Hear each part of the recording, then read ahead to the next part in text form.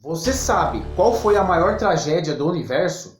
Por que nós temos tantas guerras, tragédias, crimes, corrupção? Você não tem a impressão que o mundo está cada vez pior? Será que existe uma solução para isso? O canal Pão Vivo traz a lição de número 11, Redenção, do livro Fundamentos da Fé Cristã, da editora Árvore da Vida. Assista o vídeo até o final. Se você gostar, curta, compartilhe nas suas redes sociais e eu creio que pouco a pouco a sua fé está se tornando inabalável.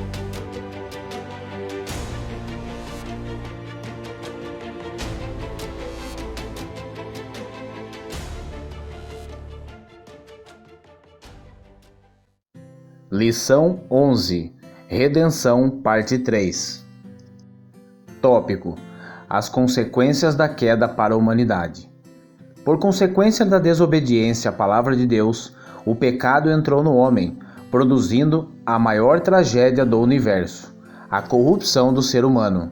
Seu efeito é sentido na história da humanidade até hoje. Guerras, injustiças, pobreza, crimes, corrupção, opressão, enfermidades e, consequentemente, morte. O pecado corrompeu todas as partes do ser humano e a Bíblia nos mostra o resultado dessa ação. O pecado fez com que o espírito do homem ficasse amortecido.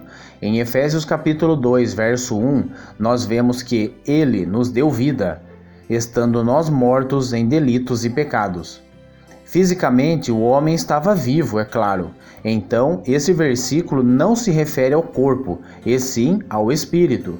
Com o espírito amortecido, o homem não tem como contatar Deus, e seu interior permanece vazio e inútil. O pecado tornou-se um impedimento para o homem se achegar a Deus. O pecado também afetou a alma do homem, fazendo com que a mente, a parte líder da alma, se rebelasse contra Deus. Colossenses 1:21 diz: "E a vós outros também, que outrora éreis estranhos e inimigos no entendimento pelas vossas obras malignas." Os seres humanos desprezam o conhecimento de Deus e foram entregues a uma disposição mental reprovável para praticar coisas inconvenientes, conforme vemos em Romanos 1:28. Por fim, o pecado agiu no corpo do homem, fazendo-o cometer atos pecaminosos. Romanos 6:12 diz que não reine em vós, portanto, o pecado, em vosso corpo mortal, de maneira que obedeçais às suas paixões. Nosso corpo se tornou escravo do pecado e obediente às paixões da carne. Porque sei que em mim, isto é, na minha carne, não habita bem nenhum, pois o querer o bem está em mim, não porém o efetuá-lo. Porque não faço o bem que prefiro, mas o mal que não quero, esse faço. Mas se eu faço o que não quero, já não sou eu quem faz, e sim o pecado que habita em mim. Romanos 7:18-20. Além de estar completamente corrompido, o homem tornou-se inimigo de Deus e passou a ser escravo do diabo pelo pavor da morte, uma vez que o salário do pecado é a morte.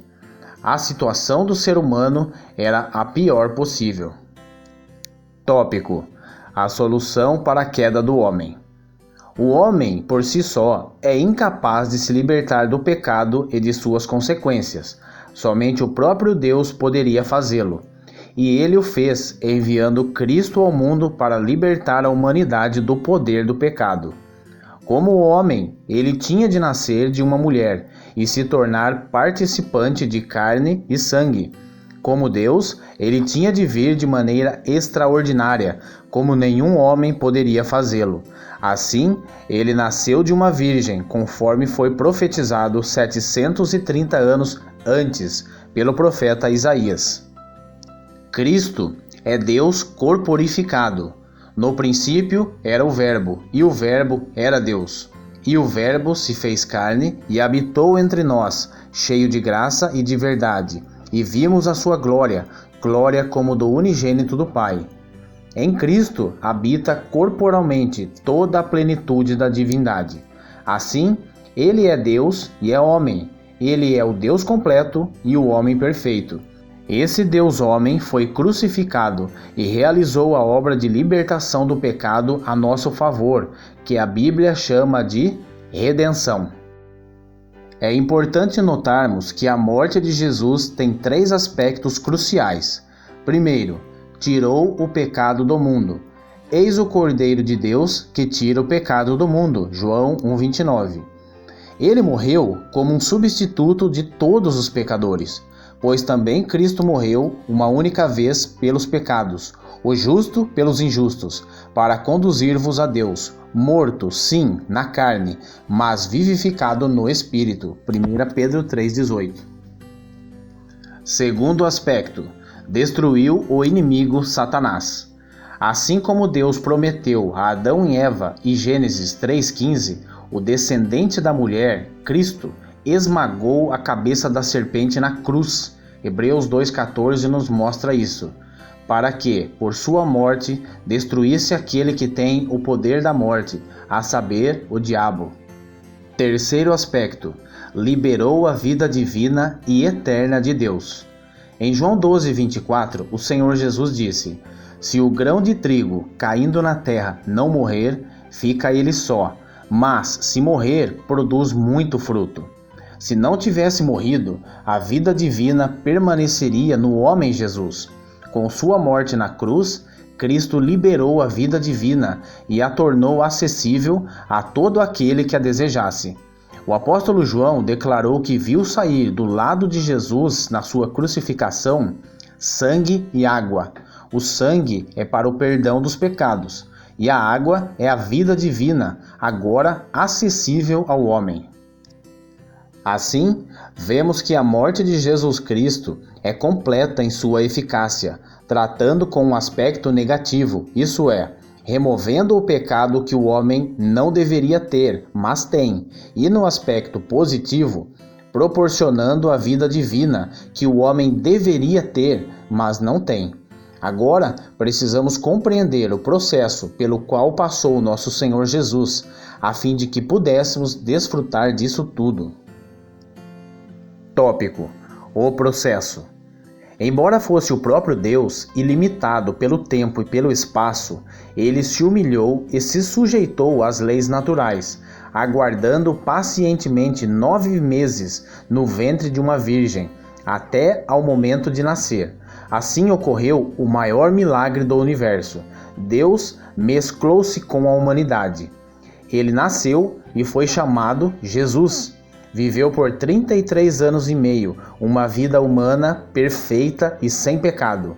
Ele viveu o verdadeiro amor. Amou, compreendeu todas as pessoas e foi misericordioso com elas. Enquanto esteve na terra, Jesus expressou e manifestou Deus para todos os que tinham contato com ele. Pela incompreensão dos homens, ele foi morto na cruz. Entretanto, sua morte serviu para redimir, isto é, libertar o homem do poder do pecado e da morte. Seu sangue derramado na cruz nos dá garantia de paz com Deus. Podemos nos aproximar dele em plena confiança de fé. Ele, contudo, não permaneceu na morte, antes, no terceiro dia, ressuscitou e ascendeu aos céus, sendo feito Senhor e Cristo. O último Adão, Cristo, tornou-se, após a ressurreição, o Espírito que dá vida. Em 1 Timóteo 6,16, nós vemos que Deus Pai é inacessível. Ainda que tenha vindo no Filho para morar como homem entre os homens, Deus, no Filho, não podia ainda entrar no homem, porque estava na sua forma física, com carne e sangue. Por meio da morte e ressurreição, o Filho mudou sua forma física para a forma espiritual. Como o Espírito, Cristo pôde entrar em seus discípulos. Dessa maneira, o Deus triuno se deu à humanidade, dispensando a vida divina, tornando-se disponível para vir e entrar no espírito dos que o recebem. O Deus invisível, que vivia em luz inacessível, tornou-se totalmente disponível ao homem. Aleluia! Tópico: o Evangelho da Graça.